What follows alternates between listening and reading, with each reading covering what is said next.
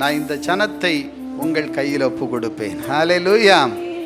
நான் மலைகளுக்கு மாத்திரமல்ல, பள்ளத்தாக்குகளுக்கும் தேவனாய் இருக்கிறேன். எங்கேயும் உங்களுக்கு ஜெயம் கொடுக்க தேவனால கூடும் என்பதை இந்த வார்த்தை சொல்லுகிறது. எல்லாரும் உற்சாகமா ஸ்தோத்திரம் பண்ணுங்க. கரங்களை உற்சாகமா தட்டி ஆண்டவருக்கு மகிமை செலுத்துவோம். ஆதலால் என் அன்பு தேவனுடைய ஜனமே, கர்த்தருடைய வார்த்தையை கவனமாக கவனிப்பீர்களானால் எல்லா இடத்திலையும் தேவன் உங்களுக்கு தேவனாய் இருக்கிறார். பாருங்கள், இஸ்ரவேல் மக்கள் இந்த பெலிஸ்தீனோடு கூட யுத்தம் பண்ண போறாங்க. ஏலா என்கிற ஒரு பள்ளத்தாக்குல நடக்குது. அந்த யுத்தத்தில் வரும்போது கோலியாத் என்ன செய்கிறான்? இஸ்ரவேல் மக்களுக்கு விரோதமாக வந்து நின்று அவங்கள நிந்தித்து அவங்களுக்கு விரோதமாக பேசுகிறான். அல்லேலூயா.